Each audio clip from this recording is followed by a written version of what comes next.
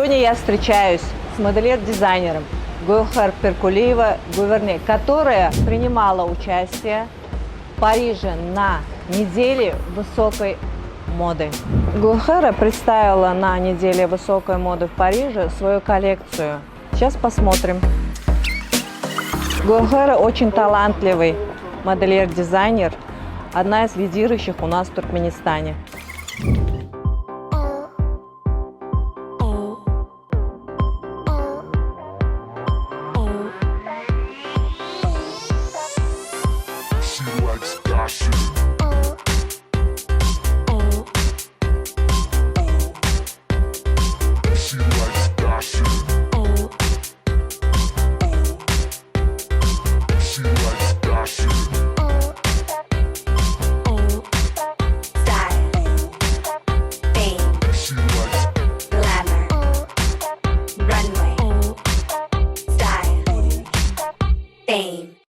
Гулхара, как я знаю, вы как модельер-дизайнер с вашей коллекцией «Женщина сквозь века», вы приняли участие именно на показе недели высокой моды в Париже.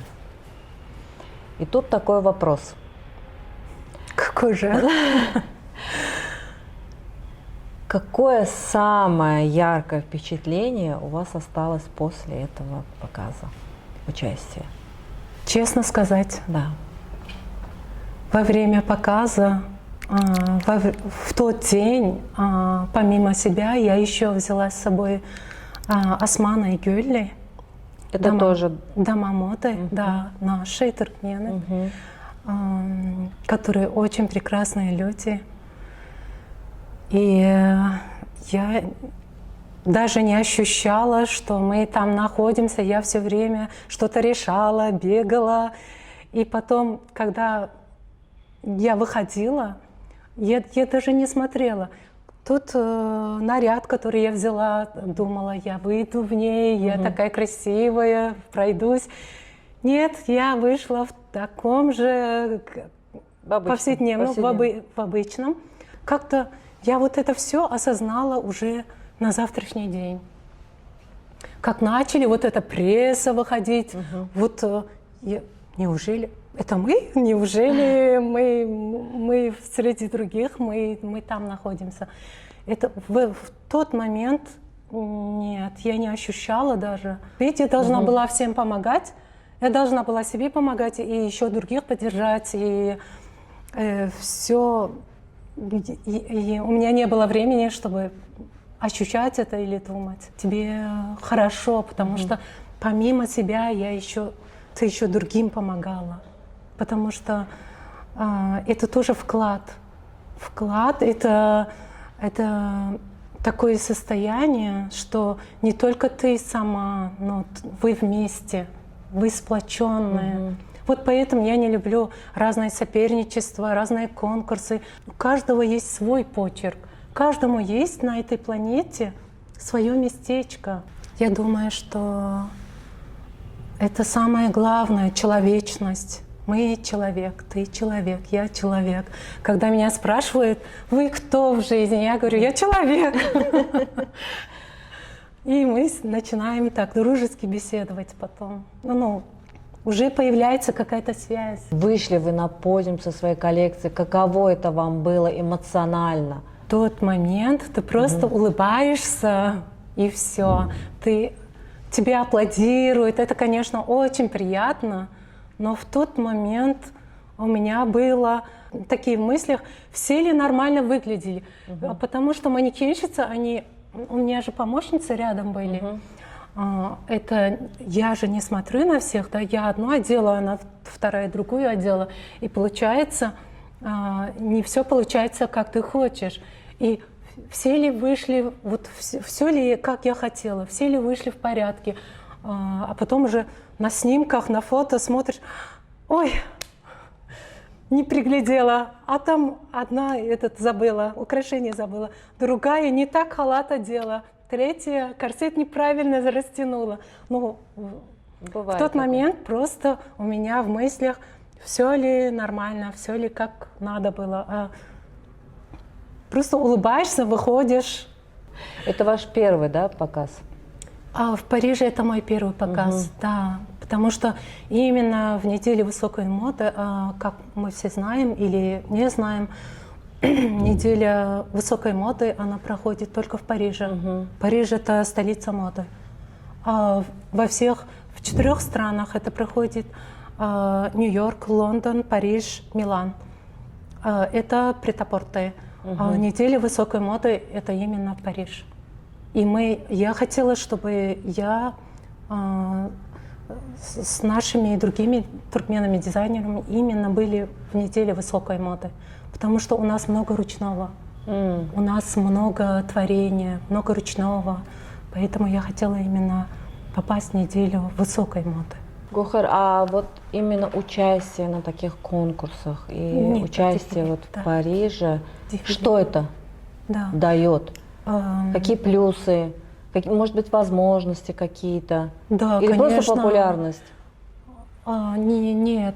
Да, есть люди, которые ради популярности идут, но это больше, я бы сказала, самовыражение, потому что каждый креативный дизайнер, конечно, который в искусстве, который у него свой мир, он хочет этим, создавая коллекцию, он хочет рассказать миру о чем-то. Вот это настоящее дефиле, вот это настоящее искусство, потому что когда создаешь, хочешь рассказать, там есть история, там обязательно есть история. Без истории она не живая. Это она как просто, писатель. Это просто красивая обложка или красивый наряд, который был наряд красивый, но он забылся, он ушел. Просто мелкает и все. Тут можно сравнить как книгу автора, писателя. Да. Есть авторы, которых прочитал, и все, ты его положил на полку и дальше не читаешь. Даже это неинтересно. не книга, да. А тут это может быть это творение, это история, это душа рассказ, человека, да. Произведение искусства. Это очень восхитилась. Необычно. Спасибо. Я не знаю у других как, но у меня вот это все не шло. А именно начало идти, когда начались отзывы. Когда отзывы от незнакомых людей, от незнакомых артистов, от незнакомых актеров. Потом начинается вот это обратный отчет, начинается, и тогда уже начинаешь осознавать, ах, вот оно что. Они это почувствовали, они почувствовали, потому что как коллекция, она должна рассказывать что-то, она должна иметь историю. Без истории она мертвая. Она просто, как говорит Коко Шанель, мадемуазель Шанель, мода уходит, забывается, а стиль остается. Это твой отпечаток, потому что там была история своя. Ты хотел миру о чем-то рассказать. Коко Шанель, она ваш кумир, идеал? Она, можно сказать, что она тоже мой идеал. Сначала она делала шляпки. Она даже не думала делать одежду. Она была очень знакома со многими художниками. Это они рисовали ей, создавали. И потом она была варилась в этом кругу. И потом сказала, а почему бы их не одевать? Убрать корсет, например. Или там же в обтяжку все шло. А мы сделаем вот так. А мы изменим это. Она innovation. Поэтому она увлеклась этим. Сначала это было заработок. Просто она шляпки делала, зарабатывала. Потому что она про себя всегда строила историю. Но она была вынуждена, она нуждалась в деньгах. И эта нужда привела ее к такой, как бы феноменальной, такой феномен произошел. И она просто вошла в это. И поняла, что это ее. Никогда не случайно. Все, что случайно, мы думаем случайно, это не случайно. Случайности не бывает. Да. Так же и ваша история. Моя история почти но похожа. Я уже хотела создавать одежду. Меня очень вдохновляет Кристиан Диор. Я его просто обожаю. Чем он вас вдохновляет? Вот смотря на него, да, вот он просто, он мужчина, он глазами видит женщину. То, что нужно, необходимо По-другому, женщине. да. И я же говорю, просто из обычной девушки он может сделать королеву. Вижу ткань иногда, мне не все ткани нравятся. Мне шелк, она лежит по-другому. Она или Волной, флита, да? она таинственная. Воздушная, легкая. Вам Она нравится может так? быть и легкая, потому что разные шелка бывают. Вот для такой-то, такой-то, такой-то одежды, например, этот шелк подойдет, для формы подойдет другой шелк, для чтобы она текла, чтобы рассказать историю, нужен шелк. И многие журналы, меня то, что порадовало, многие европейские журналы, А какие именно? они «Мадам Ле Фигаро», который я обожаю, в который очень трудно попасть, когда он опубликовал на неделе высокой моды дефиле, вот в такой-то день дефиле Dior прошел, Oriental Fashion Show, и видишь свои модели главными на этой обложке, ты думаешь, неужели это я была там, находилась? Потому что Всё это не немаловажно, зря, да. потому что нас было там 11, и у меня в голове даже не было, что многие журналы выберут именно в обложку меня. Это Вашу был коллекцию. очень большой сюрприз для меня, и я сказала, все не просто так. А еще какие журналы? Ампрессион, Это итальянские. все французские журналы? Нет, они в большинстве итальянские, французские, нью-йоркские журналы. Всех сейчас мне надо будет перечесть, но точно я знаю, что 7 или 8 журналов в обложку именно взяли мою коллекцию. А после этого предложение вам было какое-нибудь? Да, и сейчас тоже. Сейчас тоже не прекращается. Но нужно уже как-то Ладно, не двигаться раскрывайте дальше. секреты. Да, это на потом. Да. У меня предложение к тебе деловое, и я готова давать им лекции, рассказывать про Европу, про Хорошо. коллекции, потому что я работала со многими дизайнерами там, работала в в доме La Maison Trapic Rose, который числится в списке высокой моды. У них свой же список есть. Всего 11 по всему миру. Здорово. В списке, и он в списке, я у него работала. Я работала над фильмом «Матильда» в Санкт-Петербурге, когда жили. Мне очень понравилось. Над фильмом, вот именно над костюмами работать этого фильма «Матильда», потому что Какие это... у нее еще таланты скрыты? Там идет про Николая I, про его жизнь. Это было очень познавательно, очень интересно. Дворцовые именно наряды. Гаухар, что у тебя там еще в загашнике вытаскивай? Говори, рассказывай. Это уже на сегодня не хватит.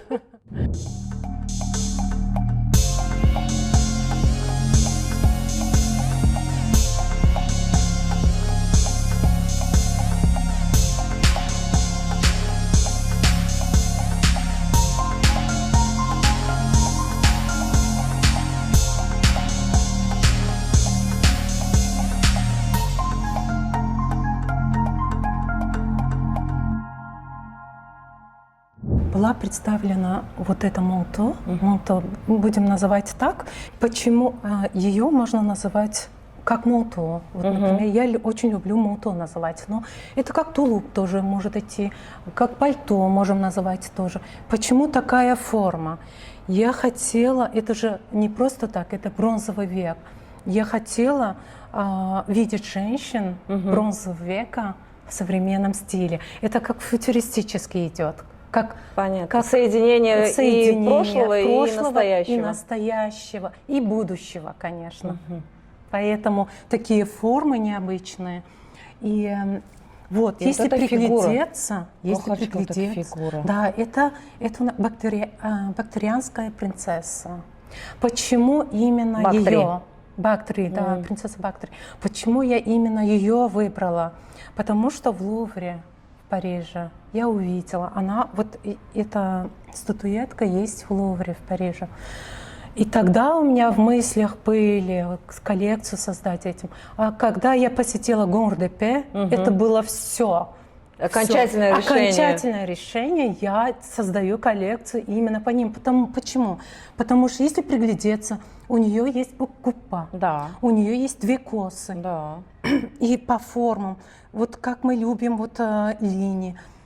Она у меня, я нашла связь между богиней плодородия и между туркменской нашей девицей. Девушкой, да. Девушкой. Национальным, получается, украшение. Да, и я то же думаю, самое.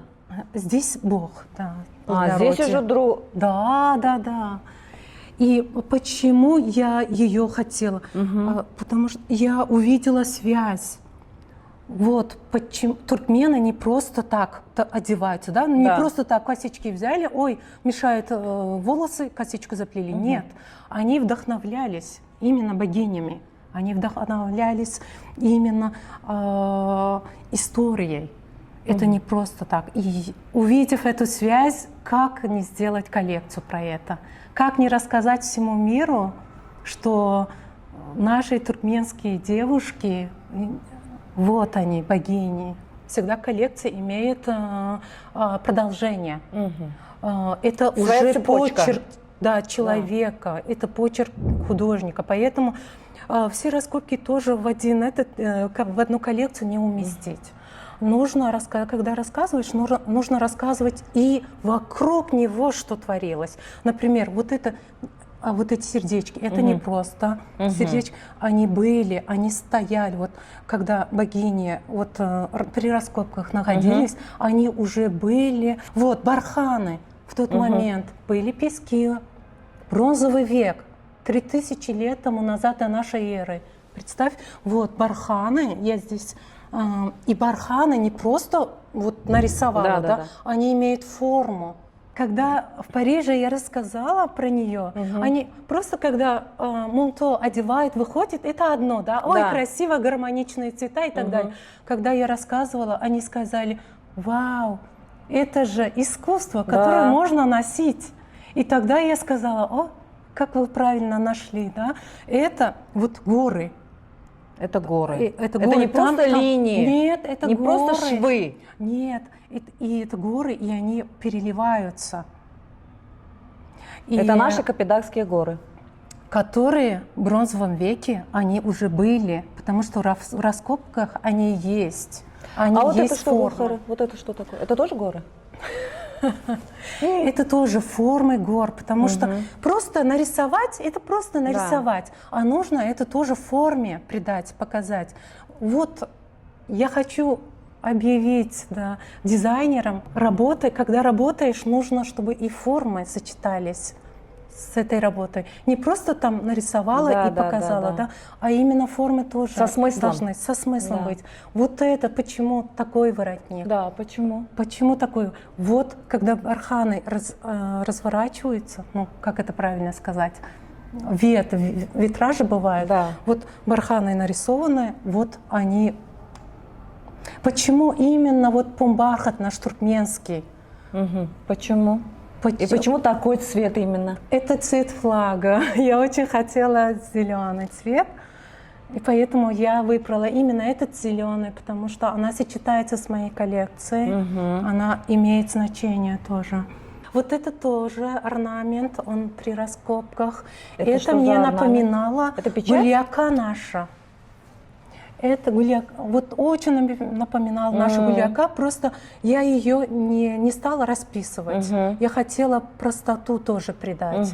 Почему я перемешала сложность с простотой? Чтобы она читалась легко. А почему 3?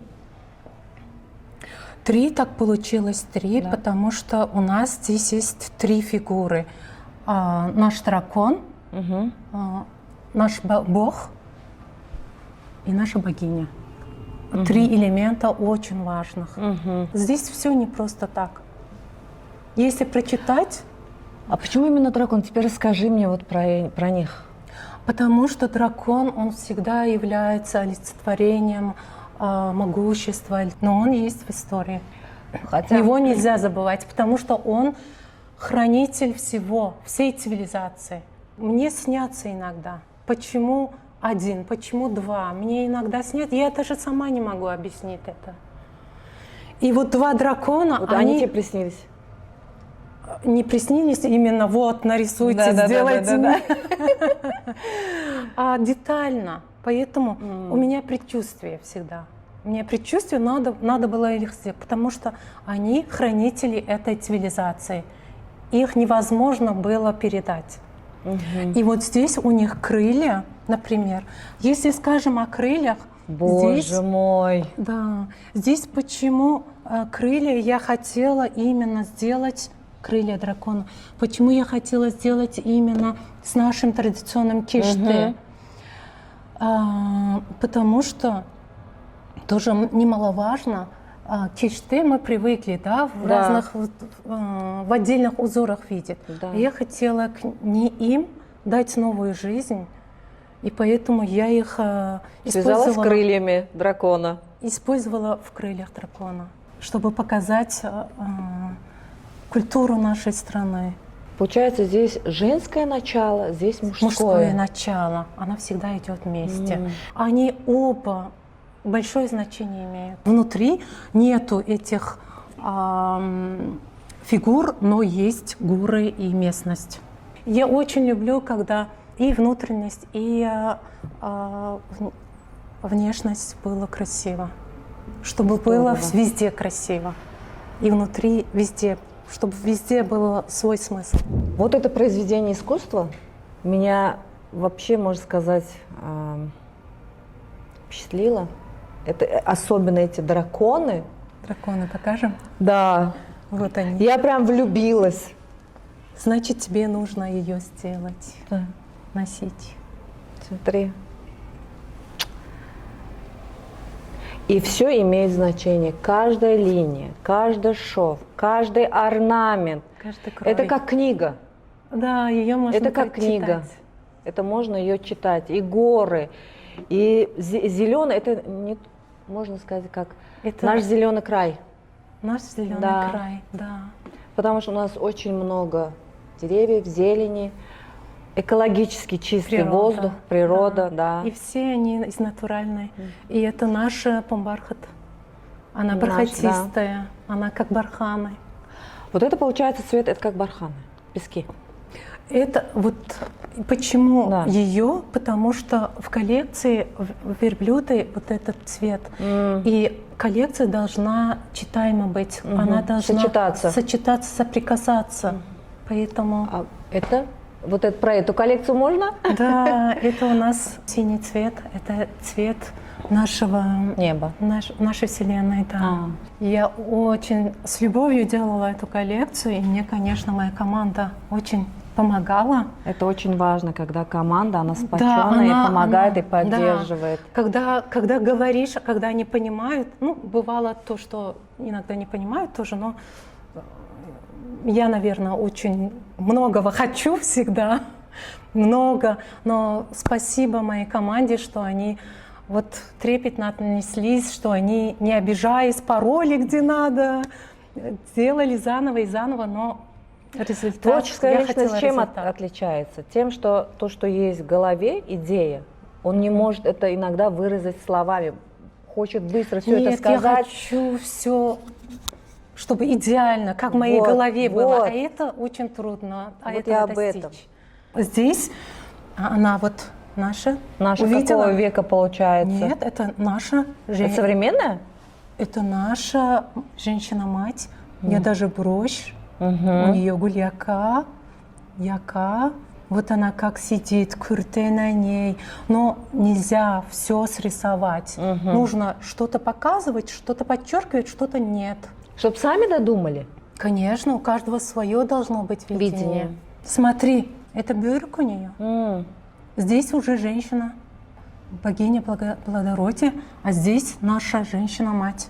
Их тоже в раскопках можно видеть, но они более выпрямленные. Я не хотела более выпрямленные, я хотела именно, чтобы они игрались. Да. Это во всех орнаментах, это как в фундаменте всегда он. Этого нельзя было не показывать. Это даже на вышивках есть, да? Нет, нет, именно в раскопках. Вот видишь круг этот, как у нас Вселенная. Вот, Как облако. как облачко. И вот это старинное серебро на бюрюке. Это я хотела просто их показать, чтобы форму бюрюк имел. Потому что у нее здесь растительность. Гохера, а вот где вы черпаете вдохновение для своих коллекций? Что вот самое-самое сложное для вот создания? И Коллекции. вот, да, и чему вы уделяете огромное, большое внимание? Вот чему именно? Цветам, узорам или качеству ткани? Чему именно? Это немаловажно. Качество – это самое главное. Потому что качественная ткань, она именно дает тот результат, которого ты хочешь. Когда я рисую, это может быть, да, когда я создаю историю. А потом при ее уже муляжу, да, при подготовке и так далее, она может меняться. Как это незаконченная книга? Книгу начинаешь писать, и никогда не знаешь конец. Да, это коллекцию точно. Никогда не знаешь конец. Потому что раз начинаешь, это уже, да, я в этой истории хочу еще подчеркнуть это, еще это добавить. Вот она настолько интересная создавать, что людям, которые делают, да, коллекции, создают, я хочу дать совет.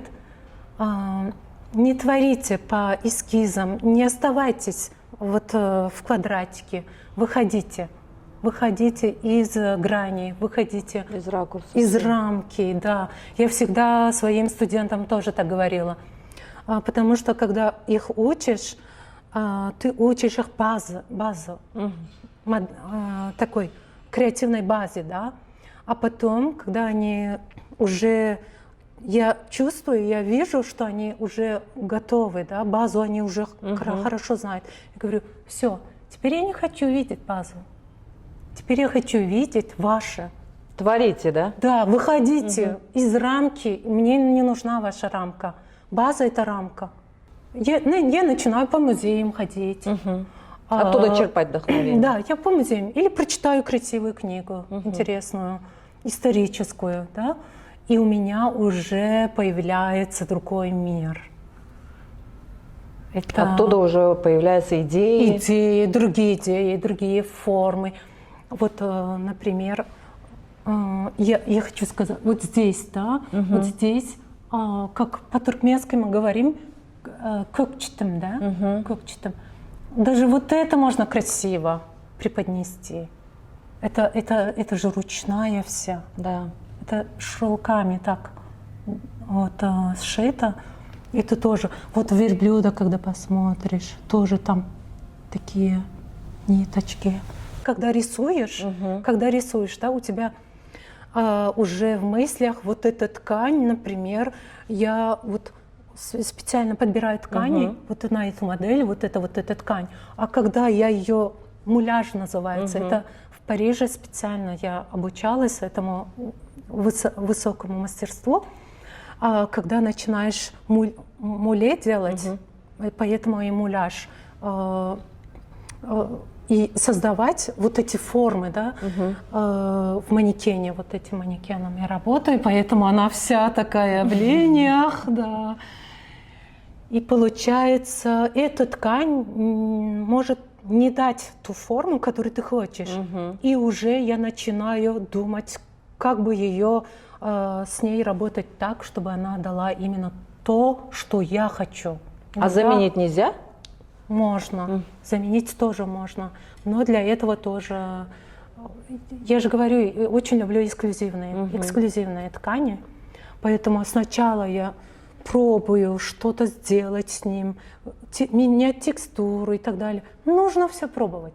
Нельзя останавливаться на одном, что этот камень это не дает, выбросила. Да? Нужно пробовать, нужно муле, нужно с чем-то ее вот экспериментировать, да. Это очень интересный вот такой весь интерес в этом.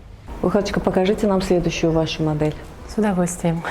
Но она тоже необычная. Она очень необычная. Это первый манто, с которой я начинала. И она, кстати, попала во все обложки модных журналов, которые онлайн-журналов, которые Во Франции после показа? И во Франции, и в Италии, и в других странах. Нью-Йорк Тайм тоже про нее говорил. Это наш верблюд Оксюс. Кстати, сейчас тоже верблюд. Это верблюд Оксюс. Представляешь, здесь у него шерсти были. И вот на бороде тоже, на шее тоже шерсти были. А в наше время сейчас они тоже двугорбые, видишь? Они сохранились, но уже без шерсти. Но сохранились. Я уже смотрю и спрашиваю у тебя, мне все интересно, что это все означает. Да, вот руки, они тоже, это не зря. Вот раньше очень в королевских позах всегда вот рука такая. Да. Да, я хотела вот это показать. Конечно, в дефиле спины не показывали, поэтому сейчас остановимся. Бактерианская принцесса. С двумя косичками. Да, которые всегда, да. Глазки вниз. Как наши девушки, они, когда стесняются, глазки скромные. Скромные. Красота. Сейчас про них история. Это получается это караван. Да, это шелковый путь. Да. Почему все верблюды в одну сторону? Это караван. И получается он нескончаемо. Бесконечно. Он круг. Да, круг. Да. Да. Круговорот. Потому что шелковый путь мы знаешь, нас соединяла с другими странами. Вот человек, который разбирается в искусстве, вот дать ему он сразу прочитает. Модель, он сразу прочитает. Да, я же говорю, вот знаменитости, которые я не стану сейчас озвучивать, у нас пока переговоры, они сразу написали: я должен этот манто, я должен носить это манто. А почему он такой длинный? Потому что она должна быть длинная. Верблюды должны иметь свое пространство, они должны в барханах находиться.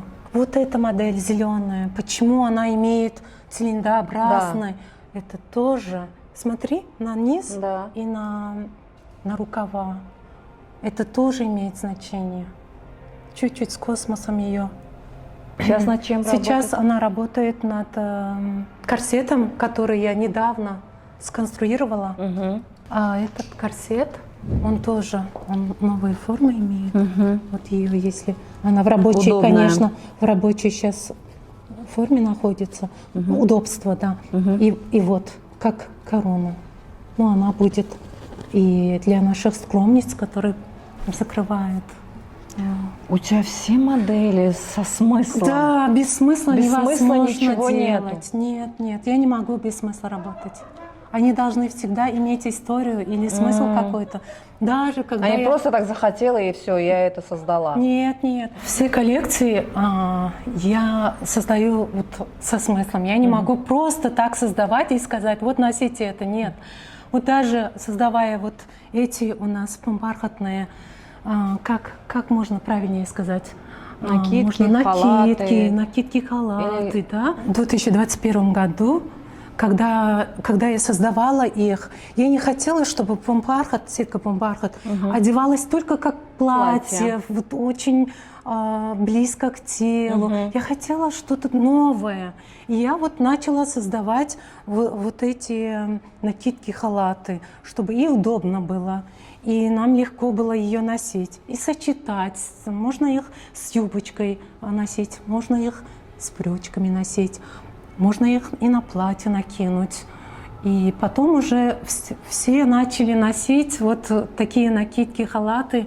И Я просто радовалась, что людям это нравится, что они начали все носить вот эти... Внутри даже шов, да, вот не видно, но все равно там вот эти бусинки, даже я бисер. очень люблю это. Да. Я очень люблю все, чтобы идеально было. До мелочей. Да. Смотри, здесь вот есть деталь, но она вручную обработана. Обработана вручную. А здесь вот шельпешки я очень люблю, когда они неординарные, они вот прям из них идут. Они просто вот здесь висят. Это весеннее, да?